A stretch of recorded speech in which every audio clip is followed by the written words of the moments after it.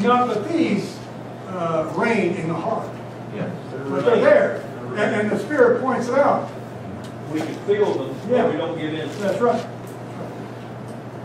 So he deals with irritability. I know church people say that's just normal life. And Wesley said we need to pray, get rid of irritability so we're not grouchy with one another. I know medication can sometimes change things for us. But we use all kind of excuses to tolerate stuff. Wesley and those guys are trying to get rid of it. Yeah, if we had time, I could share from Watson, Luther Lee. Luther Lee, you know, was one of the two that founded the Wesleyan Methodist connection back in 1843. And Nathan Bangs, are you familiar with some of his writing? W.B. Pope. Now, Luther Lee and Nathan Bangs and W.B. Pope, those guys came along like a century after Wesley. I can show you where both Luther Lee and W.B. Pope give some real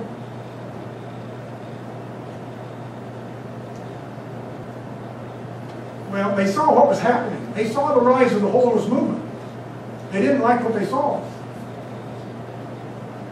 And so they have words that would deter us from following that track.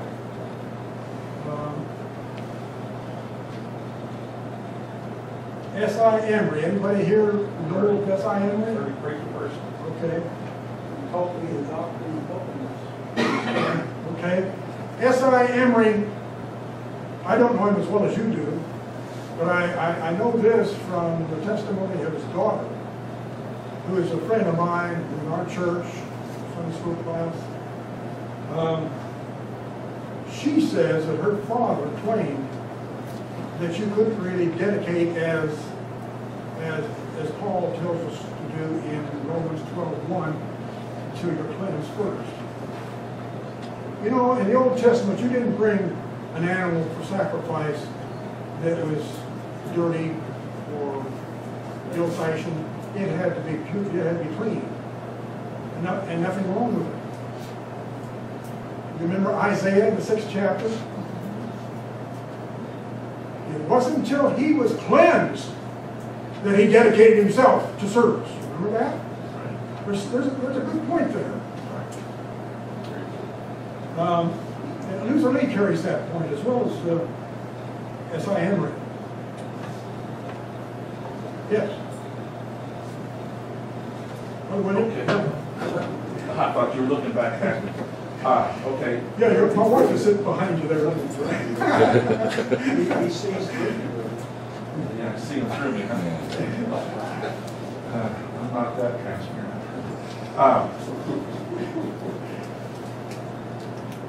Something that I'm trying to come to grips with all of these theologies, particularly the Wesleyan view of sanctification as compared with the Catholic, which he was Catholic before, English Catholic, but Catholic, compared with the Catholicism of the medieval period and before.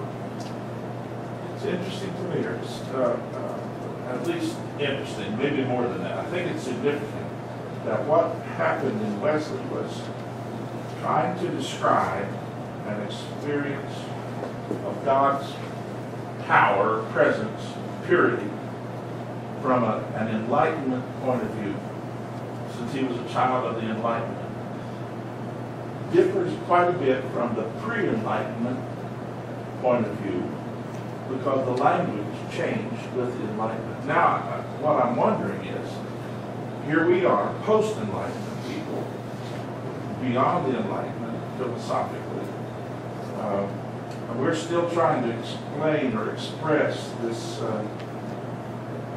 experience of God's perfection in our lives from using Enlightenment type terminology. Anywhere in your book you're going to deal with that philosophical shift that happened in the major thinking period of history. Do you do that in your book when you're coming up, or is this something that doesn't enter into it? My book will cover various issues that we have differences, you know, between the modern Reformist movement and the Early Methodist movement. I tracked these differences through the years. Over 50 years of reading Wesley, Fletcher, Clark, Richard Watson, W.B. Pope, and Luther Lee, these fellows. I see them pretty well united in their thinking. You don't find much difference in their theological views. Basically speaking, though, they're all enlightened people. What, can you give me an example of what you see in their language that you would say is enlightenment language? It's being able to definitely express an emotion or an experience in a particular way and expect that everybody would have the same type of experience. And it comes, I don't know, I'm just wondering how much of that is an epistemological difference where we're in this soup that we don't realize that we're in. And, but it forms everything, the way we think about things. If Wesley were born in 1990, would he define entire sanctification with the same type of terminology? I don't dare place him in 1990. Yeah. I mean, 200 years different. So that's the thing.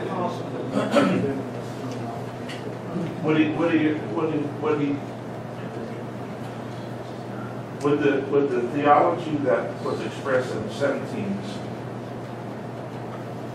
sound like? When you read Wesley, it doesn't make any difference whether you're reading his journals, his sermons, his letters, his treatises, and so on. He uses scriptural language. Of course, it's the King James. Yeah. Oh, that's okay. Translation, yeah. King James, all right. Yeah.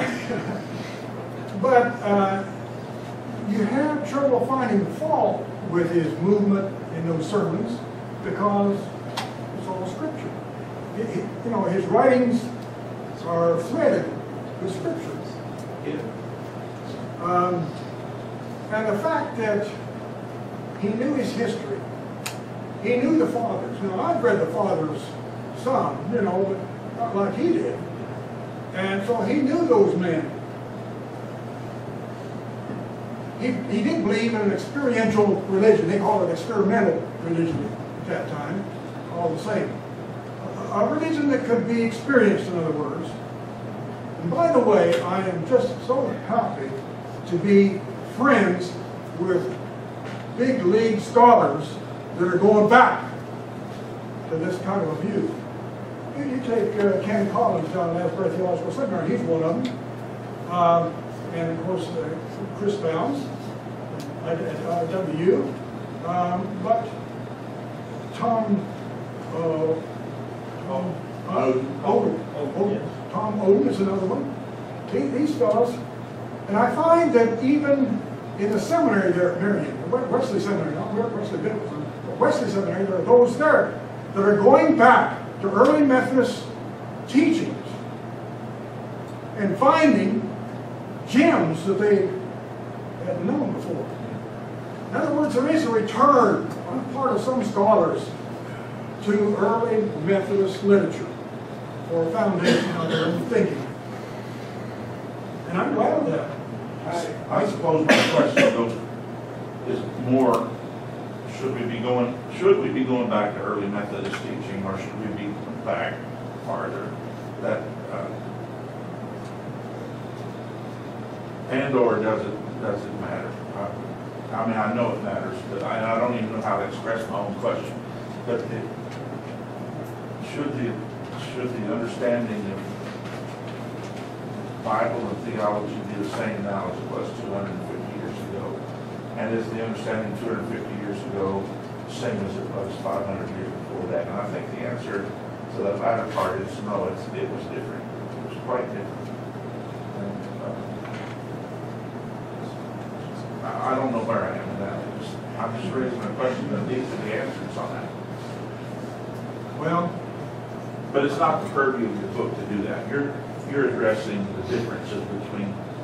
Now, Brother McPherson, I'll just have to mention that one time In Dr. S. Amory's class, I remember with the fear of God, there was a gentleman that began to go down that road in that class. And Dr. Emery stopped and he walked over and he said, young man, you continue down, you know that part. You continue down that road in 5 years, you will not be reaching holiness.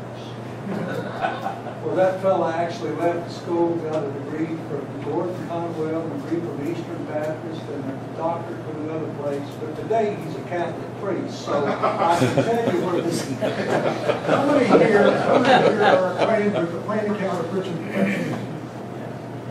Okay, right. Besides the plain account of Christian perfection, of course, he has sermons on the subject. But, the product proves the truth.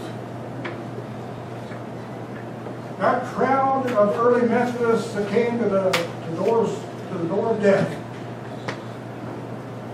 and went out of it with victory on their lips. Some of them actually claiming that they got a view of heaven as they were going, or got a view of those that were coming to meet them. I have that in my book.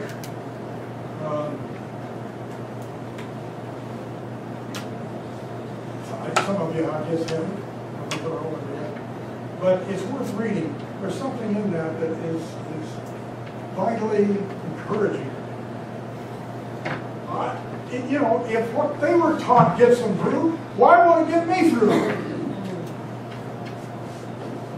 Our people died well. That's the name of that book. Of course, that is a quotation of the Wesleys. Gracious experiences of those early Methodists. Yes. Would you agree with my contention that we make a profound mistake when we abstract Wesley's theological convictions or his soteriological perspectives from the pastoral practices that he instilled in the life of the Methodists?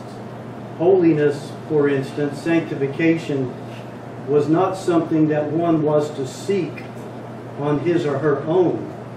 They were to do it within the life of the society, within the life of the bands, and then within the life of the even smaller groups. So that I think oftentimes, if we're not careful, even trying to return to Wesley, we forget this communal aspect of the search for holiness, which is as egregious a mistake of the holiness movement, which made it a kind of an individualistic experience rather than a life that one is living into within the community of faith, utilizing the means of grace, especially the worshipful means of grace that you mentioned, such as Holy Communion, which can never be a private. Would you agree that abstracting his theology from his practices may trip us up and be a dangerous thing for us to do? I didn't hear everything you were saying, but I get the feeling that you're pointing to the necessity of going back maybe to practice the early Methodists had of societies, bands, and class sessions. This was the strength of the Methodist movement. Maybe you already know it, but altar calls didn't come into existence until about 1810.